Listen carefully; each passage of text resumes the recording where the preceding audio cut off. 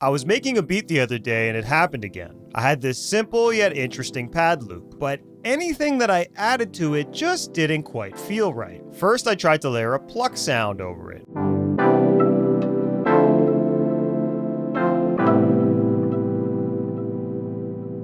But that made it feel busy. So then I tried a more subtle single note pad melody.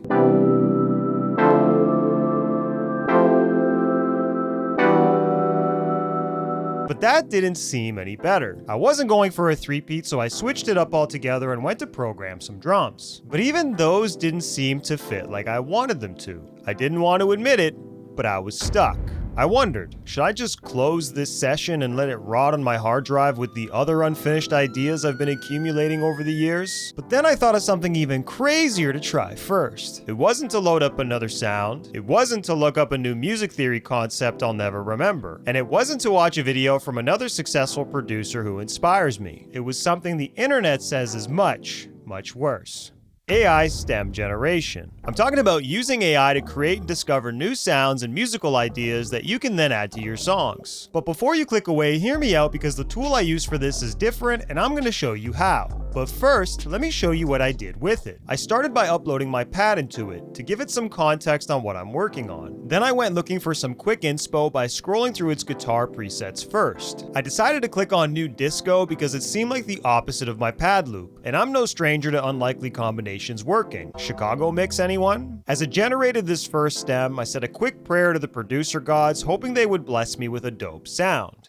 And they did.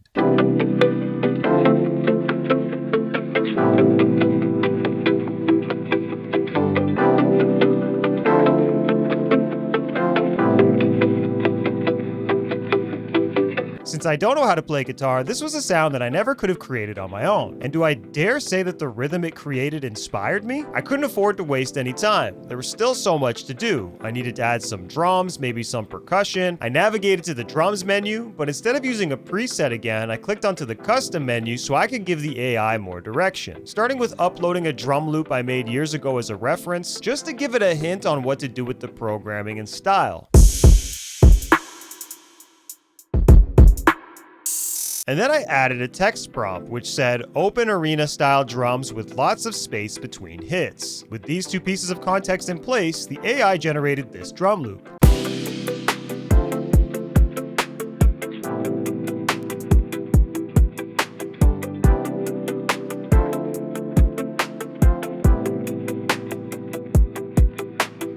I could tell it leaned a little bit heavier on my audio reference than my text prompt, but that doesn't mean I was mad at it. In fact, I sort of liked the chill nature of the loop. It just needed a little bit more fine-tuning. So I used the AI separate stems feature to break the drums out into individual tracks: kick, snare, hi-hat, and cymbals. Once the loop was separated, I knew I wanted to make some edits to the kick specifically. So I clicked the three dots on the kick track and selected edit, of course. This opened up the waveform editor at the bottom, where I was able to select specific kick hits that I didn't want there and silence them. But there were also some hits that I wanted to add that weren't there. So I highlighted the area I wanted to add a kick to, clicked the three dots in the corner of the clip, and selected regenerate from selection. Then I made sure my custom settings were the same as before and hit generate. This created a second take lane with just the regenerated part of the drums for that section. I was then able to adjust which kick pattern I wanted to play during each moment by easily dragging the waveform clip edges over. I repeated this process until I achieved the perfect performance from all of my drum sounds, which ended up sounding like this.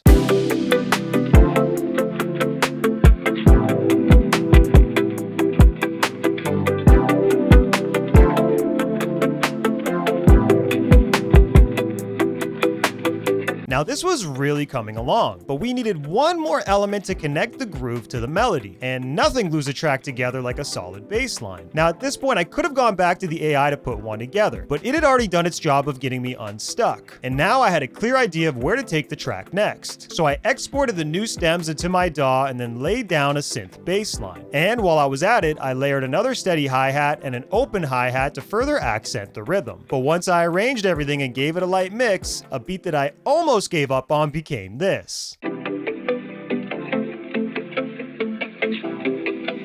It sounds so good. 5.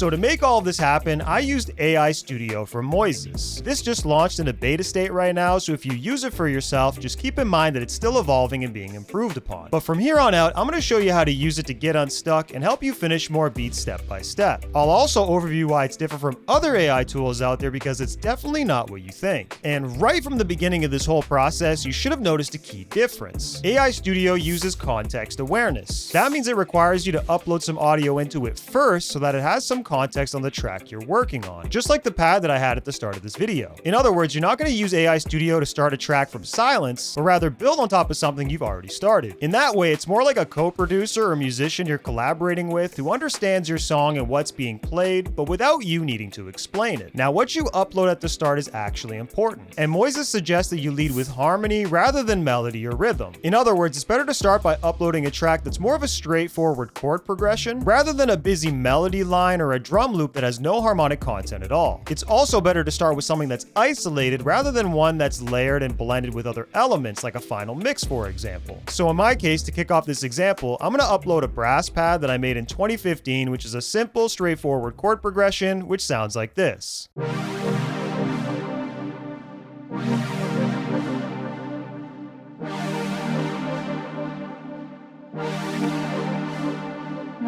Next, I'm going to go up to the transport area to lock in the key, tempo, and key signature so the AI has everything it needs to generate a stem that fits seamlessly. And while of course I could manually adjust these settings, I'm actually going to use the AI auto detect to find them automatically for me. With this in place, we're now in a good starting position to explore the actual stem generation tools. But before we proceed, let me address the elephant in the room. You're probably thinking, but if I upload my ideas into the AI, then isn't it going to steal them? And honestly, I had concerns about using AI myself for this very reason. But thankfully, Moises has considered this up front and is handling it the right way. According to their terms of service, Moises and AI Studio will not use any of your uploaded content to train or fine-tune their AI models unless you give them explicit permission to do so. In other words, any audio you feed into AI Studio will only be used for conditioning and inspiration within your track, and then it'll be discarded. And equally so, the model itself has only been informed by creators who have agreed to contribute to it. That means you won't be unknowingly stealing musical ideas from another creator like yourself, which is a good thing. And of course, you can fully profit from any music you create that incorporates what AI Studio generates, meaning you won't owe Moises any future royalties or other payments. But with my harmonic context in place, let's talk about how we can use AI Studio to get unstuck and finish more beats. And in my experience, two big areas that a lot of producers get stuck on is melody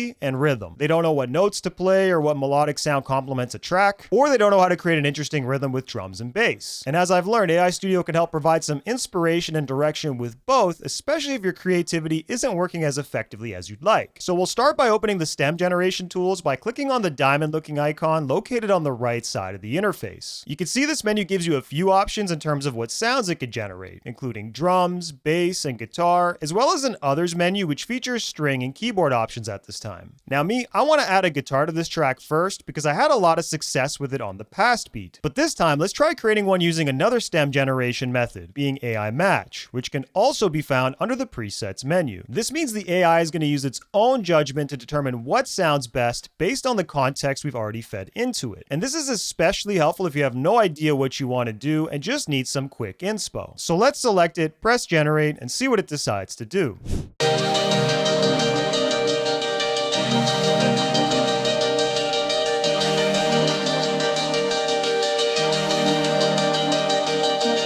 Now, truthfully, this isn't exactly what I was thinking of, but again, that's the benefit if you're just looking for some quick and random inspiration. In general, though, it's always a good idea to generate multiple stems before deciding, as no two generations will be the same. And I'm personally looking for something that's a bit more pluck sounding, so let's try the preset method once again. First, I want to try the acoustic finger picking preset, as on paper, it sounds like what I'm after. But before I hit generate, I'm going to adjust the creative control settings to make this generation even more precise. I'm going to click on this icon to open up a menu that has three options. Conditioning strictness, which determines how much the AI follows your chosen preset, audio reference, or text prompt. Context strictness, which determines how much my uploaded tracks will influence the new sound. And harmonic strictness, which determines how strictly the AI follows the song's key. In this situation, I'm going to create two versions of the same preset, just to show you how adjusting these settings can influence the outcome. On the first one, I'll increase all three settings to the maximum. When you increase these settings, the AI will follow your rules more closely and produce more predictable results. But the downside is it might be a little boring and potentially less creative. And before I hit generate on this first one, notice how in the bottom of the AI tool window, it says that I'm using 2 tracks to generate. That means it's looking at my original brass pad audio, as well as the AI match guitar that was just generated for context. However, I don't want it to use the guitar for context at all. Therefore, I'm going to mute the first guitar in my timeline, and by doing so, you'll see that the same text now says I'm only using 1 track to generate, being the brass pad that I started with. I can now proceed with generating, knowing that the first guitar won't influence the outcome.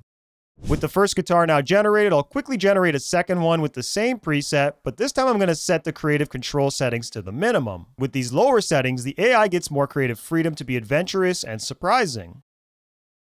And since the new disco preset served me well on the last beat, I want to try that one with the creative controls disabled just as a wildcard. With all 3 options now generated, I want to play them back to evaluate and compare.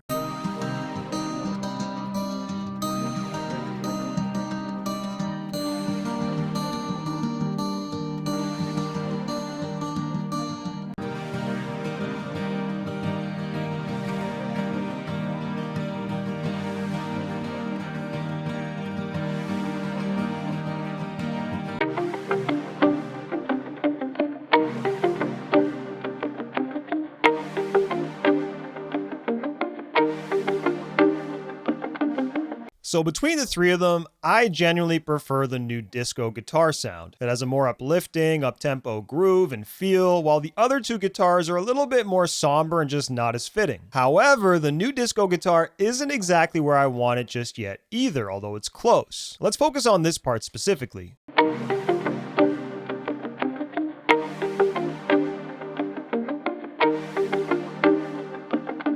This really feels like the main loop, with the emphasis on the 1 beat, which for some reason wasn't generated at the very start of the song. You could tell that first bar's pattern is a little bit different. So I'm going to try 2 things to fix this inside of AI Studio before I export the stem and edit it in my DAW. First, I'm going to click and highlight the section that I'm not too fond of, being the first bar of this guitar performance. With it selected, I can click the 3 dots in the top right corner of the clip, and then I'm given 2 options. Regenerate selection, which will generate a new guitar pattern to replace my selection, or generate from selection, which will use what I've selected as the context to generate a new guitar pattern. I want to attempt the first option in this case. When I click that, it opens up our AI tools menu again. And all I have to do is select the same guitar preset that I used, being new disco. And in the bottom corner of this menu, you can see it says I'm using a specific part of the arrangement with time code that matches what I've selected. From there, I'll press generate, and we can then evaluate what it gives us.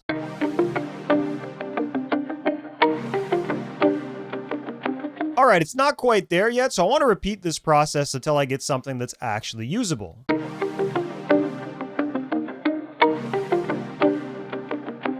Now that's actually closer to what I envisioned. But even if it wasn't, another option I could have tried is to simply edit the performance inside of AI Studio. I can do that by clicking the 3 dots on the actual track itself and then selecting edit. A waveform editor will then appear at the bottom of the screen. From there, I could select the part of my guitar that I like, and I'm going to aim to grab an even loop so it's easier to arrange later, usually 2 or 4 bars at least. Next, I'll select crop, which will take my selection and remove everything else before and after it. Once I select done, it'll give me the option to replace my existing guitar track or save as a copy. I'm going to choose save as a copy because it's the least destructive and allows me to go back to my original guitar if I ever wanted to. You'll then see a new track with just my selected guitar loop clip added to the timeline.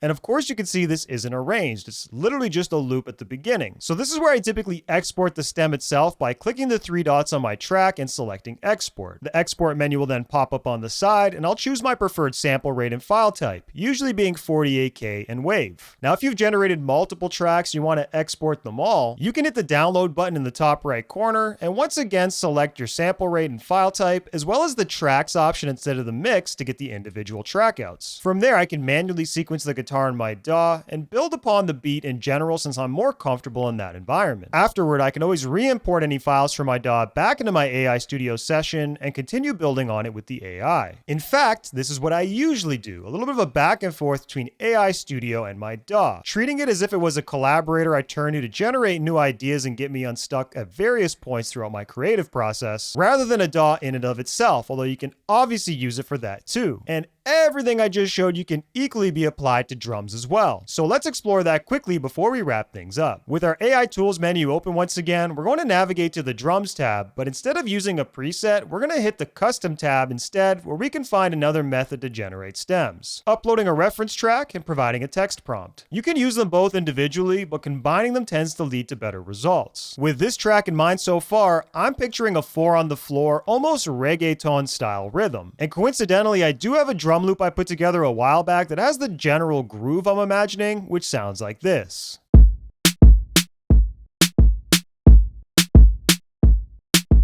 After uploading, I can make a selection of what exactly I want to use to inform the stem generation. I can use it as is, or I can even edit it by silencing sections or cropping or cutting specific moments. But this is actually a clean loop in my case, so I'm just going to click add. But then I'm going to add even more context by typing into the prompt area a description of what I want. Reggaeton drums with syncopated rim snare. And then I'll press generate.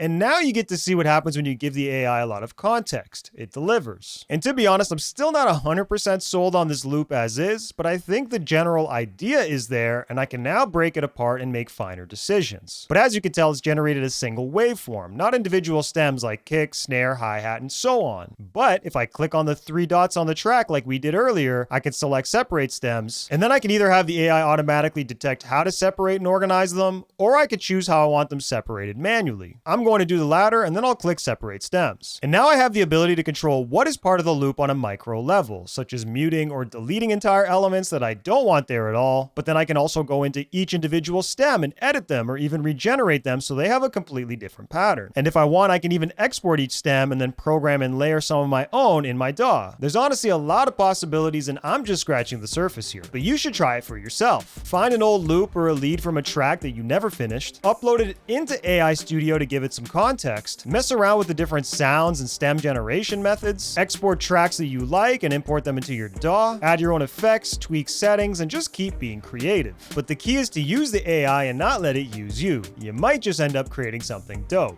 AI Studio is accessible to all Moises users across their free, premium, and pro plans. If you're a pro user like me, you'll have unlimited access to its advanced generative capabilities that I've shown you throughout this video. But even if you're on a free or premium plan, you can use the included monthly generative credits to try this new feature out. If you haven't already, you could sign up for free today using the link that I'm going to leave down in the description below. And if you haven't checked out Moises' other tools and features, now is a good time. They have a lot of other useful tools, such as their lyric writer, stem separator, and one of my favorites, Voice Studio, where you can take a vocal recording and instantly transform it so it sounds like one of their licensed vocal artists. I did a whole video on that last one a while back, so I'm going to leave it on screen as this video wraps up for you to check out next. But in the meantime, if you got value out of this video, please give it a like, and if you're new here, please consider subscribing to see more of my content in the future. I look forward to seeing y'all again on the next one. Peace. 5